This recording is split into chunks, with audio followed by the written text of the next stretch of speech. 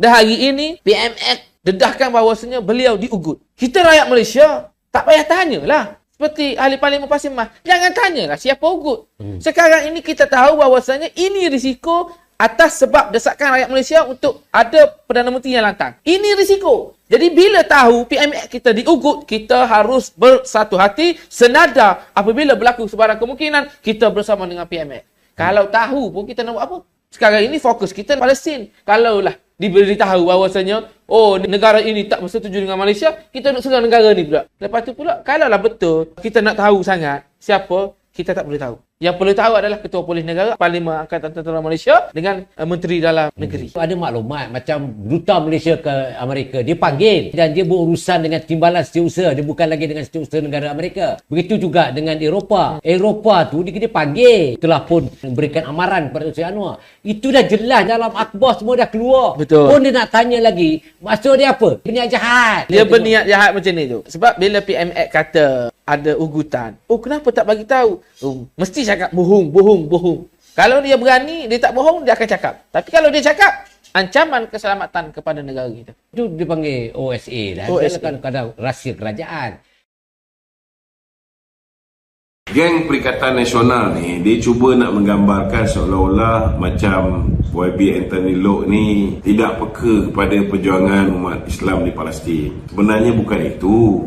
Mereka-mereka yang minta dikaji semula ni, dan saya pun rasa tak perlu kaji semula pun. Cuma Kementerian Pendidikan ataupun Kementerian Pelajaran sudah pun memberi garis panduan tentang cara menyambut Minggu Solidariti untuk Palestin. Saya tak setuju dengan apa yang dilakukan oleh setengah-setengah cikgu sampai ada tunjuk macam pengganas dan sebagainya, tutup muka. So, bagi saya, apa sebenarnya yang kita nak ajar pada murid-murid kita? Betul tak?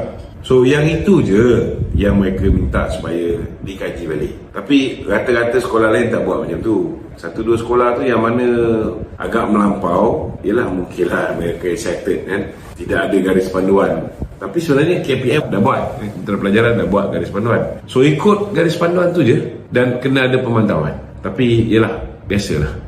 Kalau ada beribu cikgu ni, mesti ada satu dua orang yang kepala dia tak betul. Sama juga. Ahli parlimen pun ada 222 orang. Bukan semua kepala betul. Kalau ahli parlimen pun kadang-kadang kepala tak betul, apalah sangat kalau cikgu-cikgu ni kepala tak betul. Yang penting kita buat garis panduan, kita betulkan cikgu-cikgu yang tak betul. Tetapi bersolidariti dengan umat Islam di Palestin yang dizalimi oleh Israel. Kita tengok YB Stephen Sim, YB Howard, Ketua Pemuda DAP. Kita demonstrasi di Masjid Negara, kita demonstrasi di Axiata Arena. Mereka hadir, mereka memberikan ucapan, tak ada masalah. Mereka bukan bantah kita memperjuangkan nasib umat Islam yang teranyaya di Palestin. Mereka tak nak acara-acara yang keterlaluan, yang mempromosi keganasan, terorisme dibuat ke atas pelajar-pelajar kita. Saya setujulah dengan pandangan itu. Kita harus sampaikan kepada kawan-kawan kita, baik orang Islam atau orang Cina atau India, Sabah atau Sarawak, isu ini isu bersama. Sampaikan kepada mereka, mengapa kita suarakan dengan begitu lantang? Kerana orang mati dibunuh, anak-anak kecil dibunuh, wanita dibunuh, rumah dibedil, dimusnahkan, rumah sakit dirobohkan. Mana mungkin kita bicara dengan aman dan tenang? Jadi sebab itu saya tekankan semula, perlu kita cari kaedah. Dan saya telah mulakan suatu hal yang baru dalam sejarah dengan sokongan kawan-kawan kita dalam Jemaah Menteri. Saya dikritik sekarang, mula diserang oleh beberapa kalangan Eropah, Amerika Syarikat dan tentunya Israel. Dan kita harus waspada. Saya beritahu, selagi saya diberi mandat oleh rakyat, saya tidak terima ugutan itu. Kita lawan tetap. Saya beritahu, don't ever think of threatening us. Malaysia is a fiercely independent country. We decide what is right. We understand the meaning of freedom. We are with the Palestinian people in their struggle. Yesterday, today, and tomorrow, inshallah. Malaysians was there from the days of Yasser Arafat, struggling for independent Palestine. until today, and we will continue without fear. Don't ever threaten Malaysians. We have our right to express ourselves. Pendirian kerajaan ialah apa juga perbuatan, kenyataan, hantaran, ucapan, penerbitan dan seumpamanya yang bertentangan dengan undang-undang.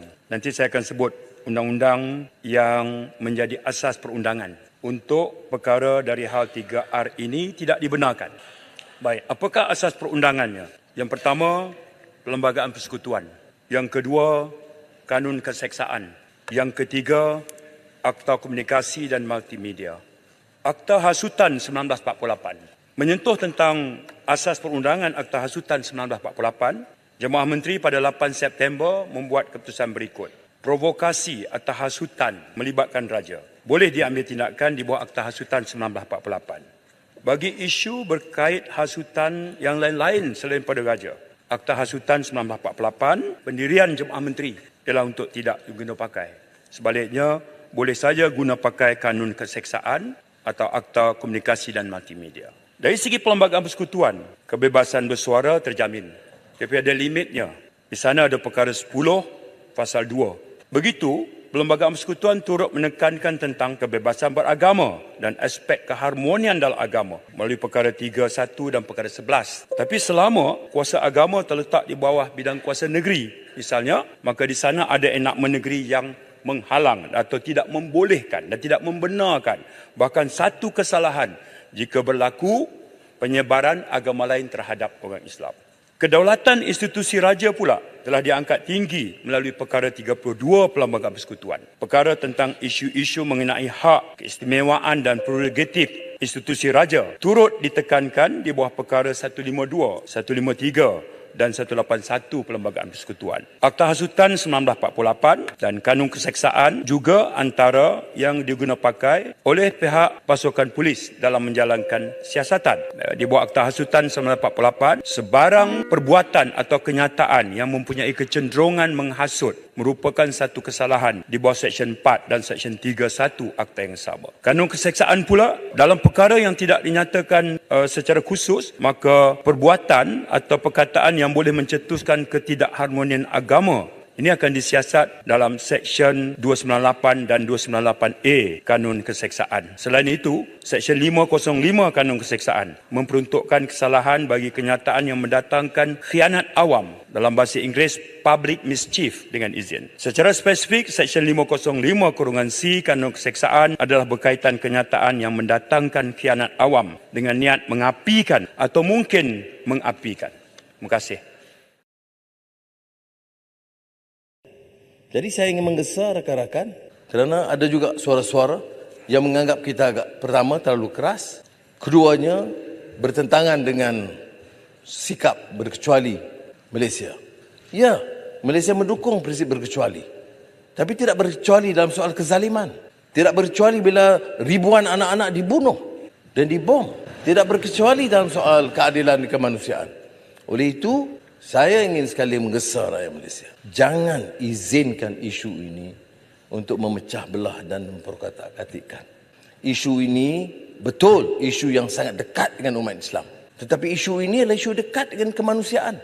Sebab itu kita lihat umpamanya negara-negara seperti Ireland, Brazil, selain dari Rusia dan China yang mengambil sikap atas prinsip kemanusiaan. Jadi saya harap kita ambil kesempatan ini untuk mendedahkan maklumat kepada rakyat.